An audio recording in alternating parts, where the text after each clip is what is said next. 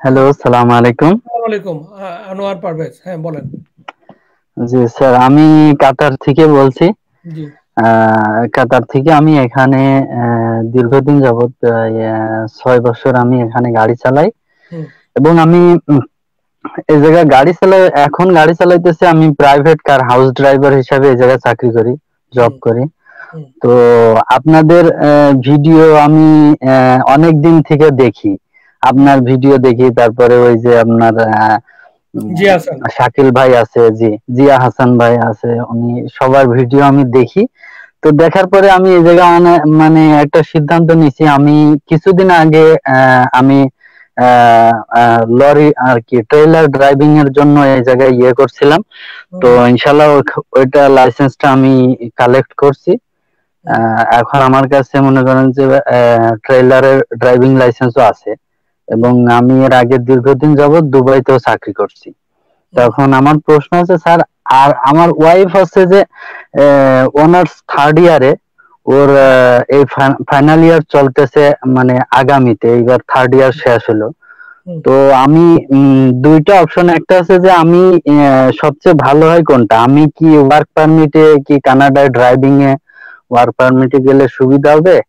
আর আমার ওয়াইফের তো মনে করেন যে এখনো 1 বছর লাগবে। আমি চাচ্ছি যে অনার্সটা শেষ করুক। শুনেন, অনার্সটা শেষ করার পরে, জি, দুইটাই ট্রাই করেন। অনার্সটা শেষ দুইটাই আহ, ট্রাই করেন।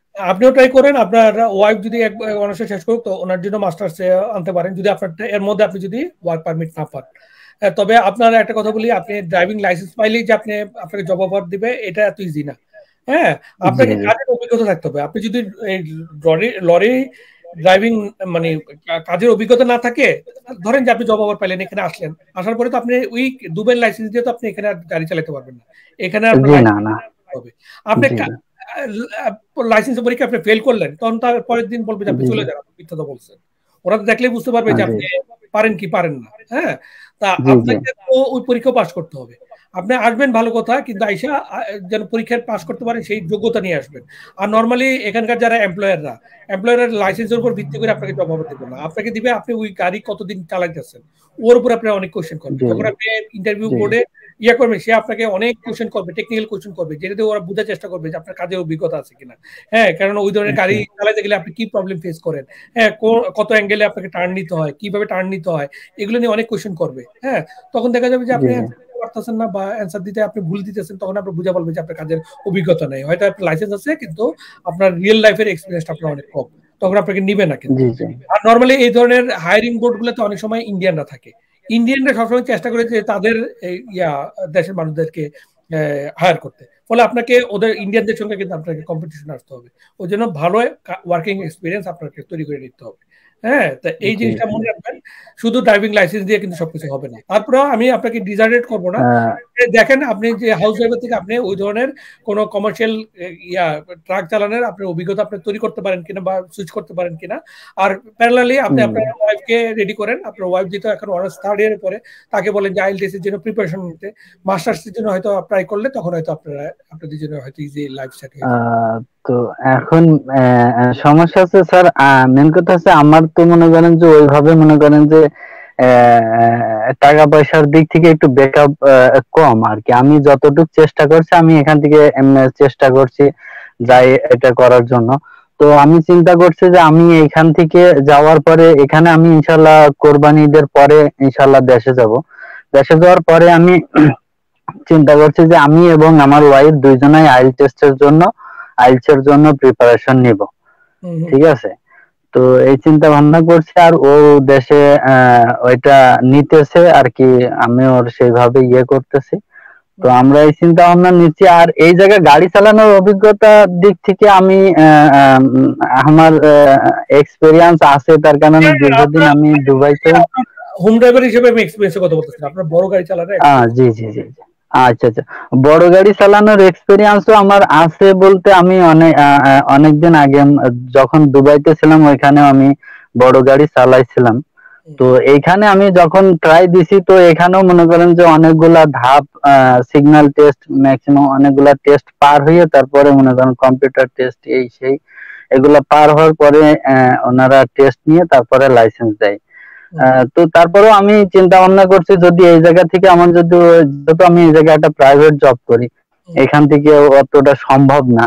না, তো আমি বাংলাদেশে আমি আপনাকে একটা কথা বলছি, আপনার লাইসেন্সটা নিছেন, সব পরীক্ষা ধাপ দিয়ে নিছেন, এটা ইজ ওকে। এটা তো নাইলে তো আপনি লাইসেন্সই পাবেন না। আপনি লাইসেন্স পাইছেন, কাজের অভিজ্ঞতা থাকতে হবে। কিন্তু আমি বারবার যেটা বলতেছি, আপনার অভিজ্ঞতা তৈরি হয়েছিল আপনি নর্মাল ছোট গাড়ি ড্রাইভিং এর, আপনার লাইসেন্স আছে বড় গাড়ির লাইসেন্সের, কিন্তু আপনার অভিজ্ঞতা নাই। ওরা অভিজ্ঞতাটাকে বেশি প্রেফার করে। আমি কয়েকদিন আগে এক ভাইকে অনবোর্ড করছিলাম, ও ওয়েল্ডার হিসেবে কানাডাতে আসছে। আপনারা দেখবেন আমার ভিডিও হয়তো আপনার 2 সপ্তাহ আগে ভিডিওতে দেখবেন, সে ওয়েল্ডার হিসেবে আসছে। একটা ওয়েল্ডারের জন্য লাগে হলো আপনার এইচএসসি পাস মিনিমাম, কিন্তু সে এসএসসি পাস। তারপরেও তাকে হায়ার করছে কারণ তার অভিজ্ঞতাটা ছিল অনেক বেশি। হ্যাঁ, সে অনেক বড় বড় কোম্পানিতে কাজ করছে, সেই জন্য তারা অভিজ্ঞতাটাকে বেশি প্রায়োরিটি দেয় আপনার অন্য কিছুর তুলনায়। হ্যাঁ, অভিজ্ঞতা যদি না কম থাকে তাহলে আপনার সার্টিফিকেট লাইসেন্স থাকলেও ওটাকে ওনারা বেশি গুরুত্ব দিবে না। কিন্তু এগুলো এগুলো গুরুত্ব লাগবে ভিসা অফিসারের ক্ষেত্রে। ভিসা অফিসার আপনি হয়তো ইন্টারভিউ দিয়ে আপনি জব অফার পাইছেন, কিন্তু ভিসা অফিসার তো আপনার ইন্টারভিউ নিবে না। ওরা দেখবে যে কাগজপত্র আপনি ঠিক আছে কিনা।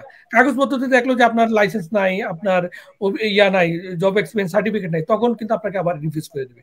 এই জন্য ভিসা অফিসারের জন্য আপনার লাগবে হলো কাগজপত্র, এই সার্টিফিকেট লাইসেন্স এগুলো লাগবে। কিন্তু জব পাইতে হইলে আপনাকে আপনার অভিজ্ঞতা দিয়ে পাইতে হবে। বুঝতে পারছেন? জি স্যার, হ্যাঁ জি স্যার। ঠিক আছে স্যার, আর একটা প্রশ্ন ছিল, বলছিলাম যে আমি যদি জব অফার পাই, তো জব অফারের সাথে কি আমি আমার ওয়াইফকে সাথে নিয়ে যাওয়া সম্ভব, নাকি আলাদা আলাদা ভাবে যাই? নরমালি প্রথমে আপনাকে যাইতে হবে, আয়শা আপনি আপনার ওয়াইফের জন্য ট্রাই করতে পারেন। জি জি জি।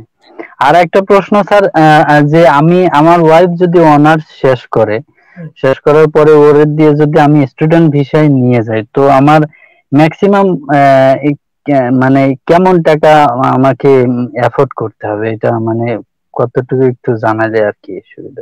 অনেক টাকা এফোর্ড করতে মানে হবে। কেমন? মানে আপনাকে তো সবচেয়ে বড় কথা হলো যে আপনাকে অনেক টাকা দেখাইতে হবে। আপনি যদি 2 বছরের কোর্সে পাঠানো ওনাকে, ওরা অ্যাটলিস্ট আপনাকে তো 60 লাখ টাকার মতো দেখাইতে হবে। হ্যাঁ, এটা হলো একটা জিনিস। 60 লাখ টাকা দেখাইতে হবে আপনার আসছে ব্যাংকে। হ্যাঁ, এটা আর উনি তো মেয়ে মানুষ। মেয়ে মানুষের নরমালি আপনার চ্যালেঞ্জিং জব গুলো খুব কম করতে পারে। হ্যাঁ, একটা ছেলে যত ছুটতে পারে, হ্যাঁ, রাত দিন হাঁটতে পারে, মেয়ের একটা মহিলার ক্ষেত্রে ওটা নাও হইতে পারে। সবাই মানে অনেক মহিলা পারে না, আমি এটা বলতেছি না, ম্যাক্সিমাম ক্ষেত্রে এটা হয় না। হ্যাঁ, অনেক কারণে। সেই জন্য দেখা যাবে যে আপনাকে অনেক সাপোর্ট দিতে হবে বেশি করে। ঠিক আছে? ধন্যবাদ স্যার, আপনার সাথে কথা বলে অনেক ভালো লাগলো। ধন্যবাদ। Thank you sir.